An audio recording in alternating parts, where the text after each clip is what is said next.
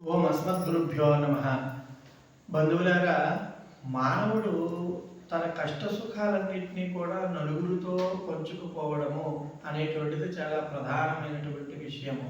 ఇది సంఘ జీవత్వాన్ని కలిగిన వాడే మనిషి. అందుకే నలుగురితో నారాయణ, ప్రభుతో గోవింద అని అంటూ ఉంటారు కదా. అంటే నలుగురితో కలిసి సహజీవనం చేయడం తప్పని పరిస్థితి మానవుడికి. అలాగని చెప్పి ఆ బంధాలలో పడమని కాదు, ఈ మానవులే ప్రధానము, వారి యొక్క మాటలకు మనం తద్వారా ధర్మ విరుద్ధంగా కూడా ప్రవర్తించాలి అని మాత్రము కాదు. సహజంగా ఒక రీతి ప్రకారంగా ధర్మ సూత్రానుగణబద్ధంగా జీవనం సాగించవలను అని మీరు ఇందులో మనం గ్రహించాల్సిన అంశము.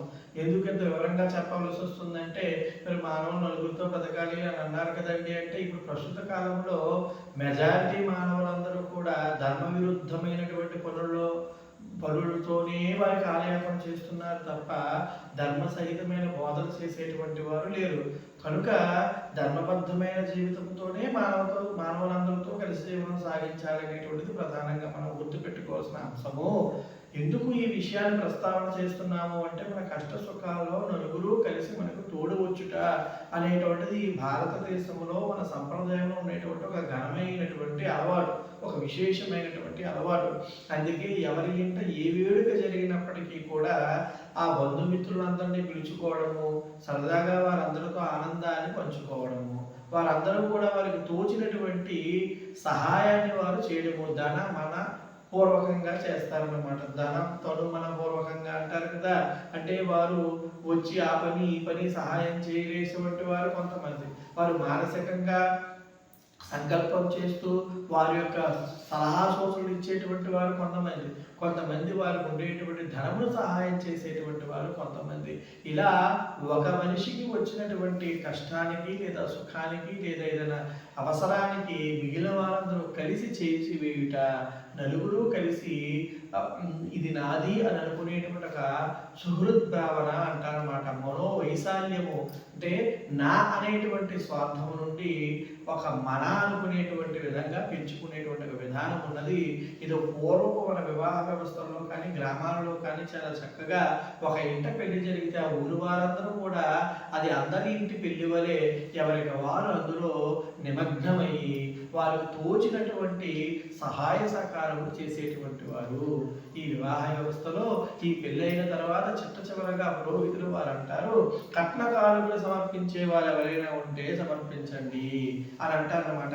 ధనకనక వస్తు వాహన ప్రాప్తిరస్తు సిద్ధిరస్తు అంటూ ఆశీర్వదిస్తూ ఆ వధుజనములు కానీ మిత్రులు కానీ శ్రేయోభిలాషులందరూ కూడా ఆ వధూవరుడికి ఇద్దరికీ కూడా అవసరమైనటువంటి కానుకలు సమర్పణ చేసేటువంటి ఒక సరదాగా చేసుకునేటువంటిది అని చెప్పుకోవచ్చును. అదేవిధంగా తోటి వారికి సహాయపడేటువంటి సహృదయతతో చేసేటువంటి పనిగా ఇచ్చిపుచ్చుకొనుట, వారి అవసరానికి వీరి అవసరానికి వారు చేసేటువంటి ఒక చక్కని విధానము. ఓం అచ్చత ప్రాచ్చత ప్రియమేధాసో అచ్చత అని పలానా వారు వీరికి ఈ కానుకని సమర్పించారు అని చెబుతారు. సుమంగళిరీయం వధూరిమాఘం సమేధవస్యత సౌభాగ్యం మస్యేధత్వాయాధార్థం వ్యవరేతవా. వీరికి సౌభాగ్యము కలగాలి, చక్కగా వీరు దీర్ఘాయుష్యవంతులే తేజోవంతులే దీర్ఘకాలము అన్యోన్యంగా ఉండాలి అంటూ ఆశీర్వదిస్తూ ఆ దాతలకు కూడా ఈ విధంగా 10 మందికి ఇచ్చేటువంటి ఘనమైనటువంటి వైభవం వారికి లభించాలి. వారికి చక్కని దానము పెరగాలి, దాతృత్వ భావన పెరగాలి. వీరికి తద్వారా జరిగి రేపు వీరు కూడా 10 మందికి ఇచ్చేవారిగా తయారవ్వాలనేటువంటి సంకల్ప మంత్రాలు చెబుతూ, ఇచ్చినటువంటి వారి పేరు చెబుతూ వారికి భగవంతుడి యొక్క ఆశీర్వాదం కలగాలని ఈ సందర్భంగా బట్టలు పెట్టేవారు, బంగారాన్ని పెట్టేవారు, కానుకలు ఇచ్చే రకరకాల శక్తి మేరకు కానుకలు సమర్పిస్తారన్నమాట. చూడండి, ఇందులో ఎంత గొప్ప విశేషం ఉన్నది అంటే, ఈ వివాహము జరిగిన చోట సాధారణంగా తల్లిదండ్రులు ఇటు అటు తల్లిదండ్రులు ఏదైనా కాస్త ధనం అనేటువంటిది అక్కడ ఇక్కడ అప్పు తెచ్చుకోవాల్సిన పరిస్థితి ఏర్పడుతుంటుంది. లేదా వారు దాచుకున్న ధనము గాని ఇదంతా కూడా అనేక ఒత్తిడిల లోపున ఈ వివాహం చెడి పెళ్లి చేసి చూడు, ఆ ఇల్లు కట్టి చూడు అని అంటుంటారు కదా. మరి అటువంటి పెళ్లి ఇవన్నీ చేస్తే ఆ యొక్క ధనము అనేటన్నీ కూడా కాస్త కష్టం ఏర్పడుతూ ఉంటుంది. ఎంతటి వారికైనా మనకి ఇబ్బంది అవుతుంది.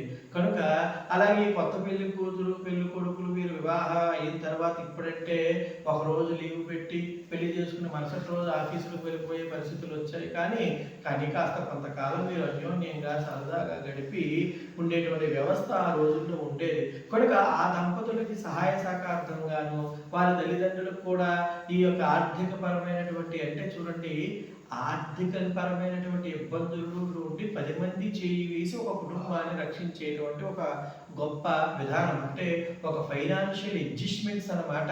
అంటే ఒక చోట నిక్షిప్తమైనటువంటి ధనము మరొక చోటకి ట్రాన్స్ఫర్ చేయడం అన్నమాట. ఫైనాన్షియల్ ట్రాన్సాక్షన్స్ జరగడం వలన కూడా అక్కడ సమాజంలో జరిగేటువంటి మార్పులు ఇందులో ఉన్నాయన్నమాట. కట్న కానుకల స్వరూపంలో సమర్పించడం వలన ఆ యొక్క పెళ్లి జరిగినటువంటి తల్లిదండ్రులకు కానీ వధువులకు కొంత ఉపశమనం అనేటువంటిది లభించి తద్వారా వారికి ఉన్నటువంటి కొంచెం లోటుపోట్లు తీరి వారికి కాస్త ఆర్థిక పరిపుష్టి కలుగుతుంది. అది కట్న కానుకల సమర్పణ చేయడంలో ఉండేటువంటి ఆంతర్యము ఇది. కనుక ఇచ్చేవారు నొచ్చుకొనక ఏదో అయిష్టంగానే ఇవ్వకుండా చాలా చక్కగా ఆనందంతో అవతల వారికి శుభం జరగాలి అని కోరుకుని ఒక మానవుడికి సహకరించుకోవాలి. ఇది సామాజిక న్యాయం అనేటువంటిది ఇందులో మన వారి వైదిక దంతలో దీన్ని చక్కగా ఉంచారన్నమాట. అందంగా మన ఋషి ఈశ్వరులందరూ కూడా. జై శ్రీమన్నారాయణ.